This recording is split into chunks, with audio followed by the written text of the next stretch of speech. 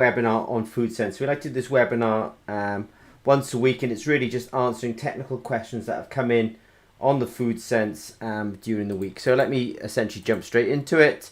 I mean, I haven't actually described FoodSense, and I maybe just quickly change cameras and just say this is FoodSense, this is FoodSense Generation 4. It's a device really for doing rapid ingredients testing in the food industry. This is not super important. Well, I'll just flick a sensor in there just very quickly, just so you get a physical understanding of what this guy is. So I've got the sensor in there. It's actually a Bluetooth connection with my phone, and I'll come back to this shot in a minute. But this is FoodSense, and in a bit we'll be doing some rapid testing of food ingredients. But in the meantime, I want to skip back to the original thing and just say that today, we are talking about FoodSense Generation 4. We are answering technical questions that come in during the week, and I will answer those questions. Just to say that if you're a FoodSense Generation 4 user, you can expect personal online training. It's really easy to give online personalized training these days. You can see that, even now, it's quite easy for me to do a quick demonstration for clients, and at the same time clients can, give us a demonstration back, and it's very easy then to have that kind of live interaction with one another. We also have weekly webinars, so somebody's asked some questions this week, about repeatability, about HPLC, about shipping into Mexico. So we do have weekly webinars, and we do have a monthly webinar as well, where we do more in-depth demonstrations as well. The demonstrations I'll do today, I think, are a bit, they'll be a bit quick, let's say. So the monthly webinars are sort of, pretty good. The monthly webinar will be on the 12th of June. Which is 11 days from now. We do one in the morning and one in the afternoon. At ZP, we are extremely international. We do understand that there is more than one time zone on this globe. And, we definitely have customers in Eastern Australia. And we definitely have customers down in Peru, Mexico, USA. Not sure about Canada, but so I'm basically saying we do cover the globe, and therefore we do have to actually have two webinars on the day, one in our morning and one in our afternoon. So one in our morning works well for our colleagues in Asia. India's a big place, obviously, for chilies, for example, and then one in the afternoon because it works well for our kind of colleagues in California. So at ZP, there's 3 levels of support. There's personalized training once you're a client. There's weekly webinars, people who are thinking about becoming a client or people who are clients, we answer their questions.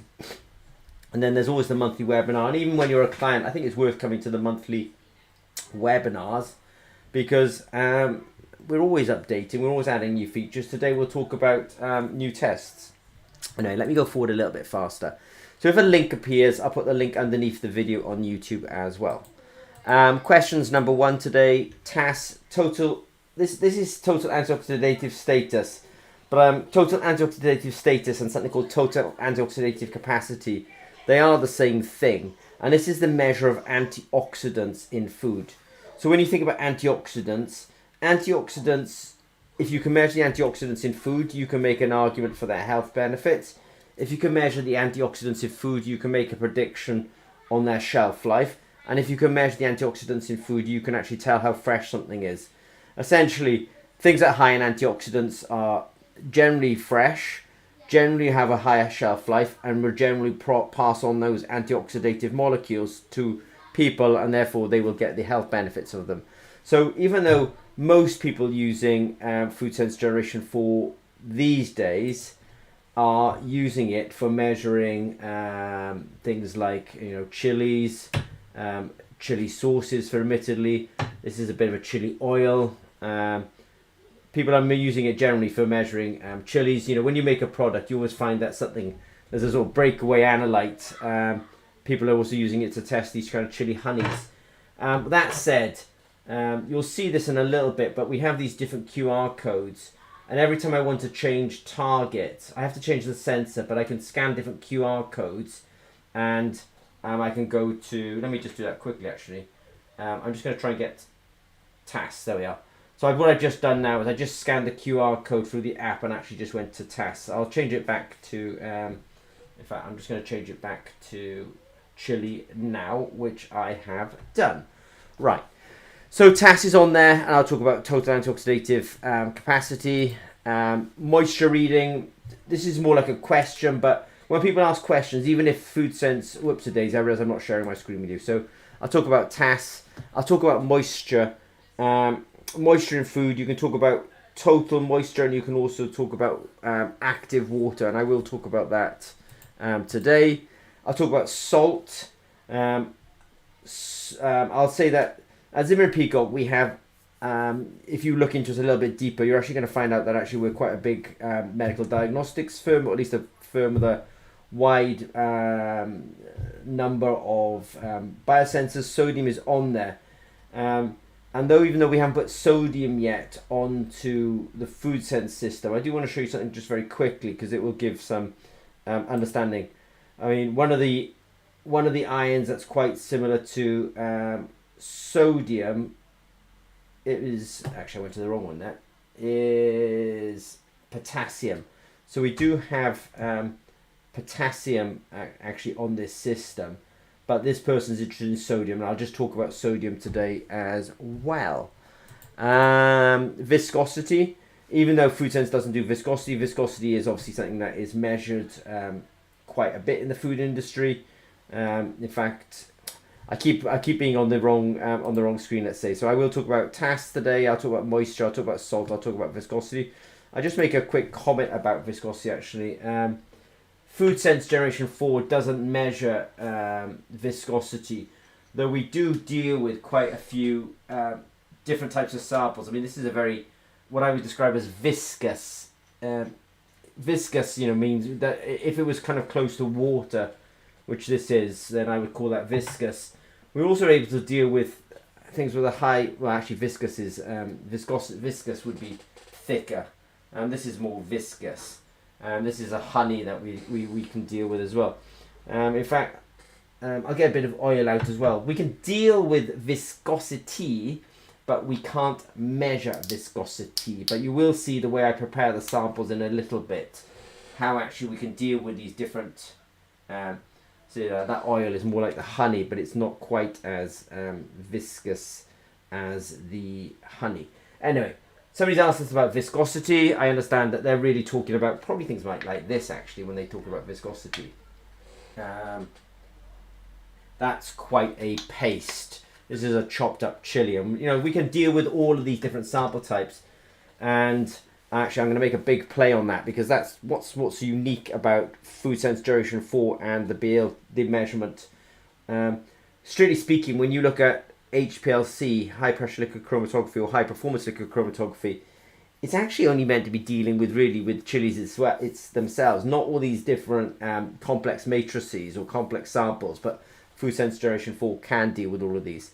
Now, that said, let me go back to my screen and let me try and go forward a little bit. I realize we're about 8 minutes into this and I'm only on question 1 at the moment. All right, question number 2 is try and go a bit faster. I will talk about liquid chromatography today. How do we compare? And I will give you a link to 2 papers by somebody who's not from ZP, who's completely independent and has made 2 papers on this, comparing it with HPLC, and I will discuss that today as well. Any restrictions on its use? I think the quick answer is we've done chili powders. We've done Carolina Reaper, which is up by like 2 million Scoville heat units. We've done fresh chilies. We've done honeys. We've done things like De Bomb. There's also a video out there. We've done Extreme by a guy called Ed Curry. He's the grower of Pepper X. So I don't want to say there's no restriction on it, but you'll see the way that we prepare a sample. In fact, I might even do a test in a minute to show you how we can deal with all these extreme, let's say, sample types. But we do have plenty of videos online about all these different... Now, Mexico is interesting, actually. We do have clients in Mexico. People do ask me, oh, well, who are they? Well, I'm not going to say, because that's... People who use the FoodSense Generation 4, especially in a business context, really don't... that's a business trade secret, so we don't talk about our clients. The only reason I bring up Mexico, that you bring up Mexico, but I'll reflect on it.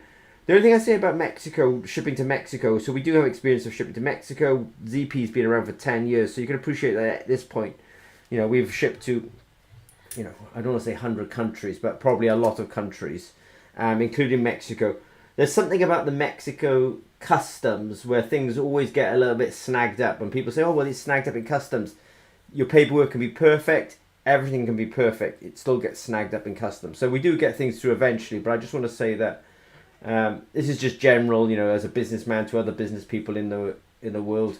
Mexico does have a complicated importation system. Things get snagged up in customs really for no reason, but we do ship to Mexico. Things arrive, but we've even shipped to multi-billion-dollar food businesses in Mexico, and a multi-billion-dollar food business in Mexico would have a lot of leverage, and they struggle. So customs in Mexico is very interesting and challenging. Somebody's interested in whether we need to calibrate this. The point is actually FoodSense Generation 4 doesn't require calibration. If you've ever used a glucose strip for measuring blood glucose, in fact I've got a glucose strip over here.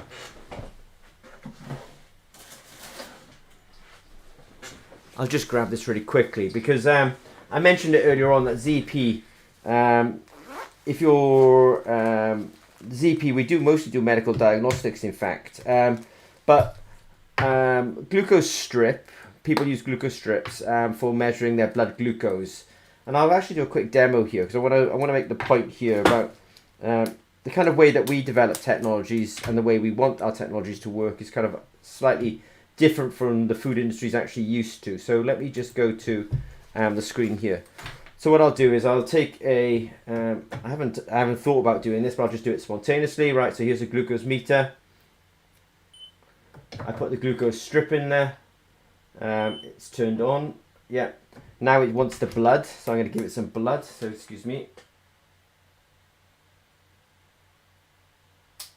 Sorry, I was just being a bit scaredy, but I did get some blood. Let me just get some blood going here. Right, okay, so we've got some blood. Right, and now I will... Now what you'll notice is that this glucose strip technology is actually using electrochemistry. Even though I'm not talking about electrochemistry today, and it's come back at 108 milligrams per DL. The average for a healthy person is about 90 milligrams per DL. I had my, let's say my dinner about 2 hours ago, so it's still on its way back down to 90, let's say. I'm not diabetic. Now the reason I do that is, when these glucose strips first came on the market, people used to have to do calibration. These days you don't have to do calibration. If you ever look me up on LinkedIn, you'll find out that 23 years ago I was working in the glucose strip world.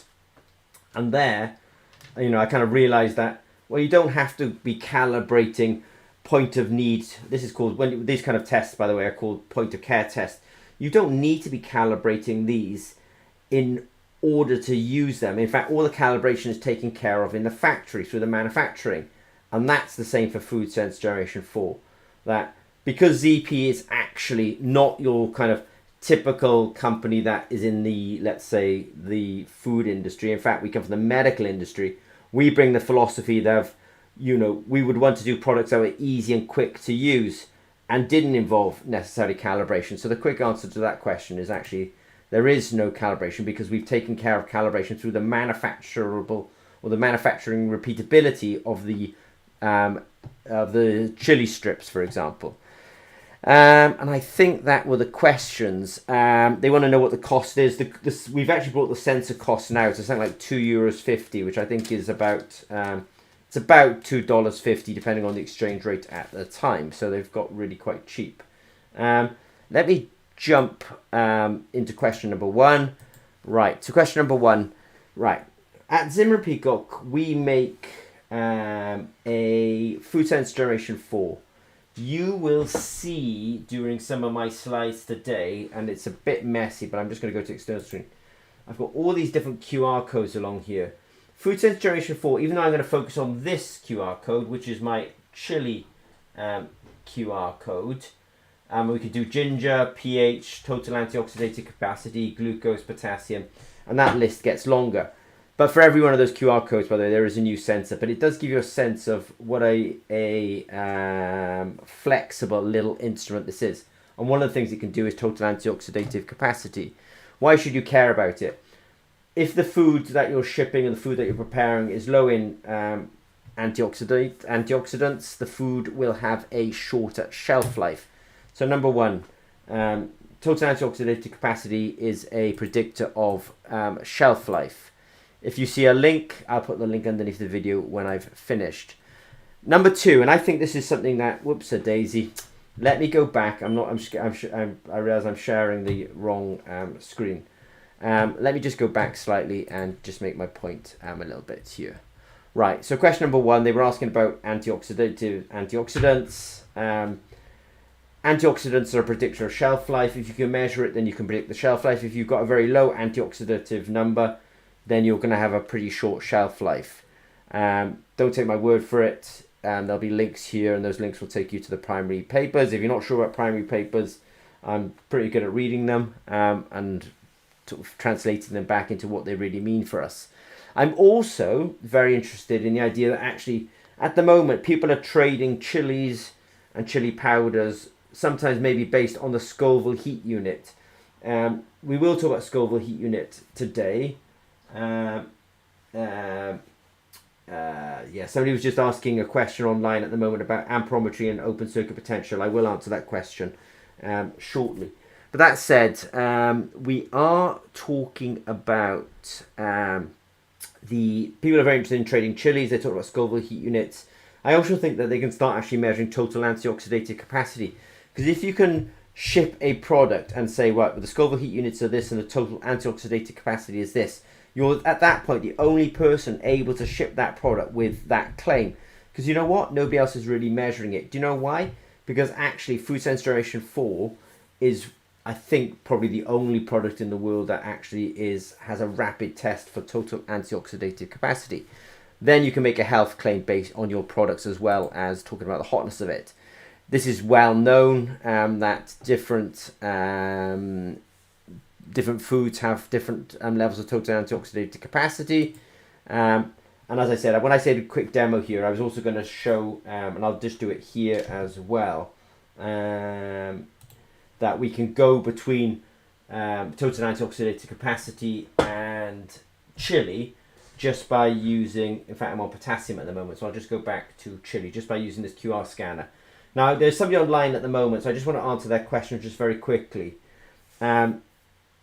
We have a demo or webinar in a couple of weeks called Sense It All, and we also have one for academia as well. That's when we'll talk about amperometry and open circuit potential. That this instrument is a very powerful instrument, and even though I'm using it for doing food testing, chili, ginger, pH, total antioxidative capacity, glucose, for example, it can also be used as a lab instrument, and this is very powerful for people in academia who want to go from lab testing. So if I go, if I just scan amperometry, so it's now in amperometry mode. And if I want to go to open circuit potential, so this is something that we are definitely going to be pushing really hard. But I'm going to rewind slightly and get back to the main thrust of this webinar today, because today is FoodSense Generation 4 webinar. But anyone in academia, just know that your research will no longer stay marooned in academia, because you'll be able to develop using this hardware, and then bang, you go from technology readiness level 3, which is where most of your academic research ends today, to suddenly technology readiness level number 9, which is a product like this. That said, let me, these webinars are intended for FoodSense Generation 4, and the people watching FoodSense Generation 4 webinars are more interested in measuring, for example, the hotness of the bomb, which we have measured. Actually, this is meant to be 135,000 Scoville heat units, but when I measured it, it was actually 176,000 Scoville heat units. And that does talk a lot about, let's say, the there's a variability in the food industry, which is due to the incoming material variability. And because people don't have necessarily the capability like a FoodSense Generation 4 to actually make regular fast measurements, then maybe they don't always have the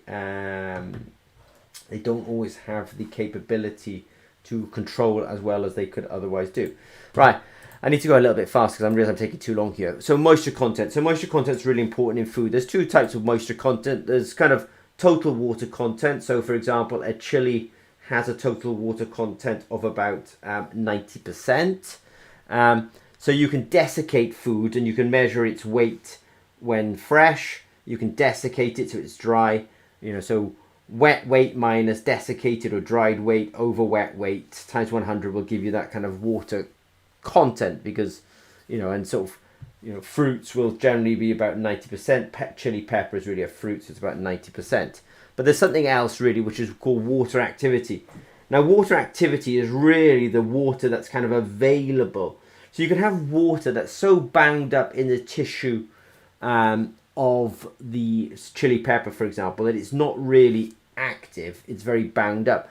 But water activity is actually trying to say how much of that water is actually kind of available, and if I was a bacteria or pathogen, that I can actually access that water and use it as part of my growing. So water activity, they actually measure it by the partial pressure of the free water. This is a really funny kind of unit, let's say. But I could be, for example, 90% water, but only 80% of it is active water. Now this is water that's more freely available. So you've got to be a little bit careful when people say moisture content, because there's actually, under that term, there's actually water content, there's water activity. I suspect that most people are actually interested in water activity. And I have got, a good sense of what water activity is as opposed to water content. I'm going to say a lot of words over the next 2 minutes, but what it comes down to is that FoodSense Generation 4 today cannot measure water activity or water content, but I am interested in at least being able to do water activity. So different fruits have different amounts of water in them. Many fruits are high in moisture, but this is water content. But water activity, because if the water activity has to be fairly high for bacteria to grow, whereas molds can deal with a water activity that's a little bit less. So I'm actually going to talk about molds in a little bit as well. But again, FoodSense Generation 4, we can measure, what is it? We can measure chili, ginger, pH, total antioxidative capacity, glucose, but we can't measure water activity. But it does make for an interesting comment, see, because people who are interested in measuring water activity are also going to be interested in molds. They don't want molds on their food because molds produce aflatoxins, ochratoxins, and these patulin. And I want to say that actually FoodSense Generation 4 is capable of measuring these molecules. These molecules are really important, especially in grains, in dry foods that are stored. They can go moldy, and then these aflatoxins are a real problem. I think this happens in the nut industry as well. So I just want to flag it up because there's a lot of people very interested in these mycotoxins, and they think it's a big problem to measure them. FoodSense Generation 4 is capable. We haven't implemented it. And the reason being is it costs money to implement a new assay. And until we really get this very strong sense that people are going to really want it, we can't implement it. But we are capable of doing it. Now, the other question they had here was sodium. So on our website, if you see a link pop up, you will see that we have, if you follow that link, you'll see that we've got sodium as one of our sensors. We also have potassium as one of our sensors. And you also see that potassium is actually on FoodSense Generation 4. We just haven't implemented sodium yet. Again, it's one of those things that with time, all of these analytes will come across the FoodSense Generation 4, or at least the analytes that are required, but we have not put sodium on there yet. If there was a customer, a good customer, they were a big customer, and they were actually a customer, then we possibly consider bringing sodium across on it. This is just an experiment. If you're wondering what I'm talking about when I'm talking about QR codes, etc., please scan this QR code from your Android phone. It will install an app on your phone. That app, in fact, I'll do a demo in a bit, and you will see what I'm talking about. If you're on an Apple phone, scan this QR code. This will install an app on your phone. And later on then, you can rewatch this video and scan these different QR codes, and you will find that once you've got the app on your phone, the app will allow you to actually scan different QR codes, and you will be able to do different analytes on your app. The app makes Bluetooth connection with the meter, and I should do a test on that in a minute. The other question here is this person is asking, how do we measure viscosity? So FoodSense Generation 4 can't measure viscosity, though I do want to say, especially to some of the inquiries, maybe from Mexico or something like that, I've got a whole series of different viscosities here. I've got a very runny sauce. This is more like water. I've got a big lump here, which is really chopped up chilies. That's very viscous. I got a bit of a flatter lump here. That's honey. So that does have it is more viscous. And I did have an oil, and the oil, I suppose, is interesting actually because it's spread out like crazy. And I realized what it is the oil is A, quite liquidy, let's say, and B, it's hydrophobic, so it actually spreads out quite nicely on the plastic. I'm not sure if this is the right time to do a demo, but I'll maybe skip it for now. Question number 2, yeah. I'm not going to say... question number 2 is really... One of the questions I had was about HPLC. In fact, I need to change screens a little bit. So I'm going to go on now to... I think these are our questions that are coming from Mexico. They were interested in how we compare with HPLC. The first thing to say about HPLC is... Well, in fact, I've got some slides on it, so maybe I should say it. I don't think people would be using FoodSense Generation 4 if actually HPLC was that great, in fact. By the way, I first used an HPLC in 1997. So when I make comments and talk about HPLC, high pressure, I call it high pressure liquid chromatography. Over the years, it seems to change its name to high performance liquid chromatography. I suspect that the manufacturers got scared by the word pressure because it would make you think of, it could be dangerous as pressure. So they've changed it to performance, but it used to be originally pressure. Problem with HPLC, I do own an HPLC system, by the way, so I can talk, and I'm a user. It's expensive. It's expensive to buy and it's expensive to operate. So we wouldn't be having this conversation about FoodSense Generation 4 if HPLC was perfect. But anyone who's used it knows it's expensive to buy and it's expensive to run. And it leads to what we call under-testing. So in a minute, questioner number 3, who's from the USA, asked us about repeatability. Nobody does repeatability testing with HPLC. Why? It's too expensive. What does that lead to? It leads to under-testing. And under-testing means you'll have a ton of chili powder. You'll take one small sample of it, test it, and say, the Scoville heat unit of that chili powder is this. Chili powder is much more heterogeneous than that. You cannot take small samples from a large population and say that's representative. You have to do lots of tests. Why do people not do lots of tests? It's too expensive. It leads to under-testing. So HPLC, we all know is a problem. Slow results. Food industry is a low margin industry. It cannot afford to do HPLC testing. So therefore the labs are often third-party labs. So you collect some samples, you send some samples, you get the results on some samples. That's a slow process. FoodSense, it's a black box with no sense of error. What I mean by that is people just get these certificates of analysis and in no way challenge it. They just accept the certificate because there's nothing else they can do about it. Whereas actually we find out that actually the certificates of analysis are not always correct. And in fact, when you ask people for certificates of analysis, there is no certificate of analysis. There's either opinion or an email. So they're kind of a bit of a black box. And I'll talk about what I mean by that. FoodSense Generation 4, much lower cost than any kind of HPLC. And actually over the years, it's got cheaper in real terms than, when we originally were selling this, we sold it at one price. Now it's half that price. It leads for lots of testing. In fact, I'll do a test in a minute. Now I'll show you how quick that is. Fast results. Transparent process. What I mean by transparent process, you get a result on your phone and the data immediately goes to the cloud as well. So you can look at the cloud data and say, that's my capsaicin. You can't do that with HPLC. I absolutely assure you. You cannot be doing that. So HPLC is a black box. It's invisible to you. You don't know what's going on. So you take a sample, you send a sample, they do an extraction in the lab. They may do a dilution in the lab. They'll put it on the HPLC. They'll do an injection. They get what's called a chromatogram off it.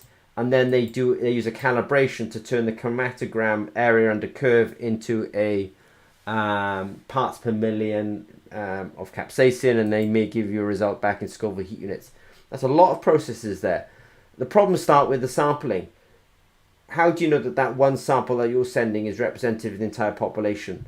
Then they start doing manual steps on that. So extraction, dilution, injection's quite automated, but then you get the raw signal. You've never seen the raw signal. That's actually something that, you know, the HPLC house very rarely show you. And you've never seen them actually do the process of calibration. So what I mean by that is, you know, when was the calibration done? How good was that calibration? Did they apply that calibration accurately to your chromatogram? These are all unknowns to you. All you in the end get is it's both expensive and it's non-transparent, and it could have errors associated with it. And I would also say this, that if there wasn't a problem with HPLC, we wouldn't have this conversation. But if you sent the same sample to different labs, I can absolutely guarantee you'll get 3 different results. And if you say the same sample to the same lab over time with different labels, so they don't realize that they're testing the same sample, you'll get 3 different results. So that's a inter-lab problem and an intra-lab problem. And I don't think people would be buying FoodSense Generation 4 if these problems that we realize weren't happening, because sure, HPLC would be great. It would be fast, low cost and easy to use, but it's not fast, low cost or easy to use. FoodSense Generation 4 is unfortunately those things. And if you're lucky, you get a certificate of analysis. But when you look at these certificates of analysis, I've yet to see one where actually, you know, you may get the score here, 11,636 Scoville heat units, but there's no sign of the uncertainty. There's always an error with every kind of measurement, but there's no sign of the uncertainty on that. And I would also argue that there's no raw signal. So when I do a FoodSense Generation 4 measurement, you will see that we'll get a Scoville heat unit. And you'll also see that I get a nice easy result on the phone, but you'll also see that I get a nice easy result in the cloud as well. And that means I can actually confirm what the phone is saying. I can actually confirm it by looking at the raw data. They're very interested in knowing how we compare to HPLC. There's a link here. That link will take you to this page. And on this page there are 2 papers. This person called Charlie Rower, he independently bought the FoodSense office. He independently did his own verification or validation. When another lab does it, I'd call that validation. And he's published 2 papers on it. So please read those papers. Don't let me tell you. You must read those independently. But he's still using it, by the way. Any restrictions on its use, which is that's why I think it's quite a nice that I was able to kind of you'll find that if somebody wants to use fresh chopped chilies, whoops a daisy, just put that on my phone. Fresh chopped chilies is fine. I might need to just wipe something off my phone a little bit quickly, but we can deal with samples like that. There we go, got it off. Whoops a daisy. We can deal with samples like that. And we can also deal with Tabasco sauces, fresh chilies that have been chopped up, dried chilies, chili powders, da bomb, which is I don't really want to get the da bomb out before I know it. I'm going to have all these hot sauces all over my fingers, which I'm already starting to do. So we can deal with an awful lot of samples types. It's just about extraction, and maybe when I do a quick demo that will help actually explain that a little bit as well. Usually deal with dry and fresh chilies, so do most of our clients. Oops a daisy, I realise I'm on the wrong screen. They want to deal with dried and fresh chilies, so do most of our clients. We have sold equipment to Mexico. We definitely have active clients in Mexico. It's just something with Mexico and the customs that when we import, you find that things get stuck there and it's not clear why. Question number 3. They're interested in actually repeatability studies. So what I might do then is do question number 3 and then do a quick demonstration at the end here. But on repeatability, for example, I did mention that people do a lot of under-testing, and they will get a certificate of analysis maybe from an HPLC house, but no sense of error. So when we were testing Experience, which is one of Ed Curry's sources, there's a big controversy online recently because this is made with I can't remember what percentage of Pepper X it's made with, but people were trying to argue that there was something going on because it wasn't as hot as they were expecting. But actually, when people talk about the hotness of a Pepper X chili being like 2.6 million, that's the dry weight. Realistically, when the wet weight hotness at maximum is 260,000 Scoville heat units, because 90% of the chili is water. So when so when we were measuring it, we were getting actually within expectations, really, because in fact, it's not going to be 260,000 because it's not completely Pepper X's, and Pepper X's will have a range of hotnesses. So there is a lot of people thinking that because they're making something from Carolina Reaper, it would be 2.2 million Scoville heat units, but it's a sauce. It's mostly there's a lot of water in there, so it's more like 220,000 Scoville heat units. Even the bomb, which has got a big reputation, it may even be fortified, is about 135,000 Scoville units to about 176,000 Scoville units. Anyway, on repeatability, because the FoodSense Generation 4 actually does have a low cost of test and is fast to do, you can actually do repeatability. So these are 5 different samples, but taken from the same batch. So it's easy to get repeatability when you just test the same sample again and again and again. But actually, we're trying to really get a understanding of the global hotness of this batch and give it an error. So when you do that, we have an average of 93,000 Scoville units and a relative standard deviation of 7%. So the kind of these are natural products with a lot of heterogeneity in them. So it's completely fair to have a kind of error or repeatability of 7%. I think a big part of what happens at ZP actually is we do a lot of. I think this maths. This is not maths. This is statistics. It's quite straightforward, but not everyone always understands it. Though the industry does have a strong food science backbone, and those food scientists and food technologists do understand their statistics really well. So I can't generalize, but sometimes we do have to teach a bit of statistics along the way. In fact, here I was just going to do, what I'm going to do now is I'm just going to do a quick demonstration. Not the most spectacular demonstration I've ever done, but let me just scan the chili code, which I'm back into chili. This app is in Bluetooth connection with a meter.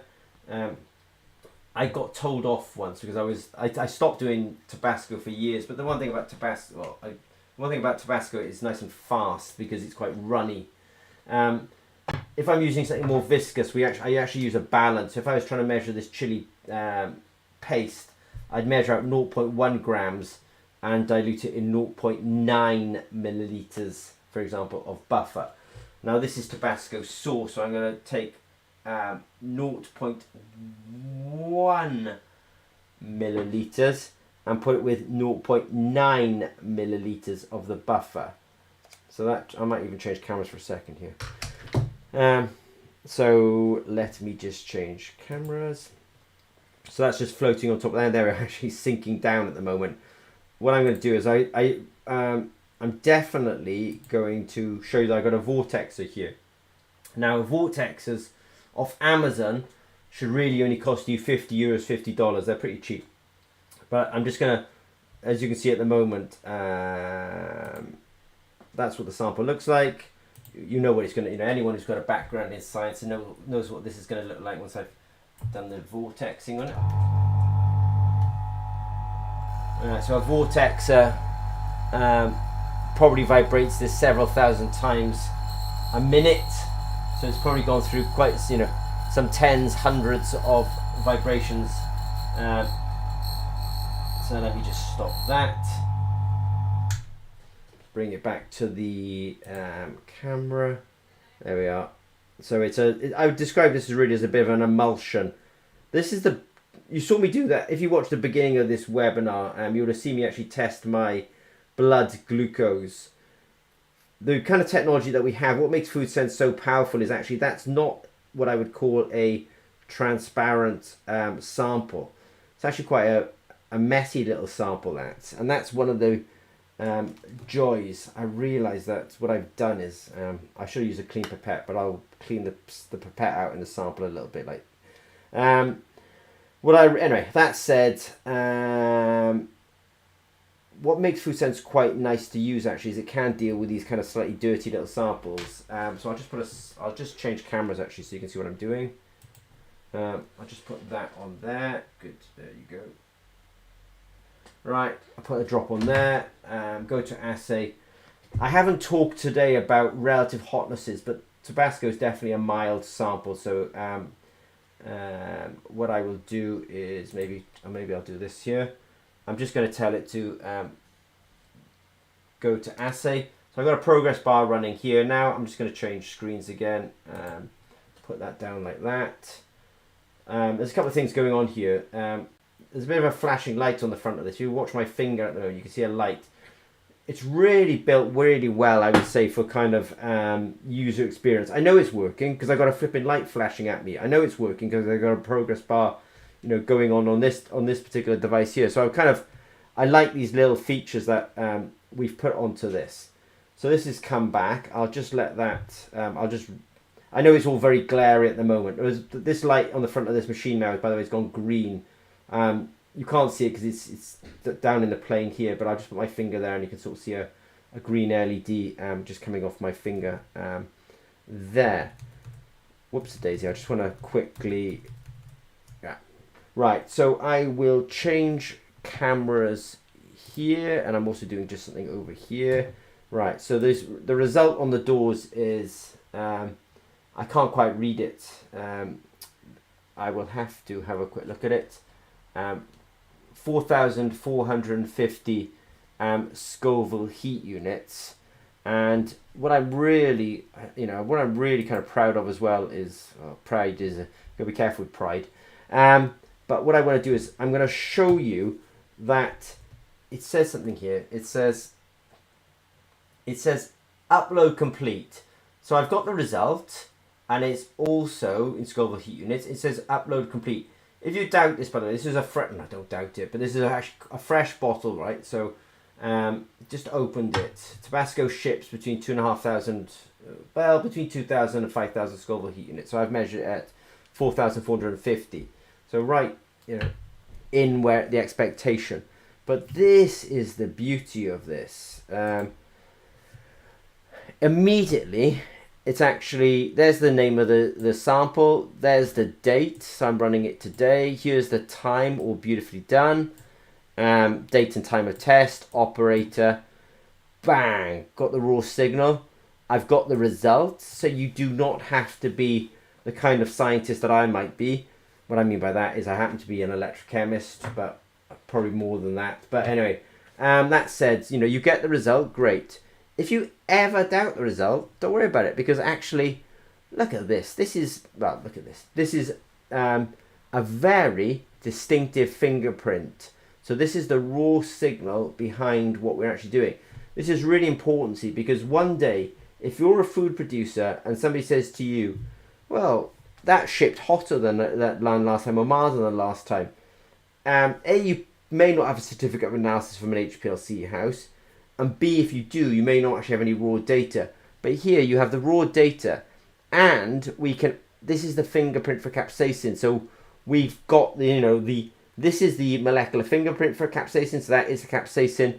We can see what's called the peak height. So the peak height is then converted into Scoville heat units. So we've got the receipts behind the number, and I think this is a real difference for rapid testing. So much rapid testing is actually kind of, you get a result, you go, oh, okay, that must be the result then. But actually, no, this is different. We get the results in real time. And this is really important, because when people have problems, this data is behind their username and password. I cannot see your data. But if you have a problem, you can share it through this cloud system, and ZP can look at your data and say, I'm really sorry, but you said you think that that's 100,000.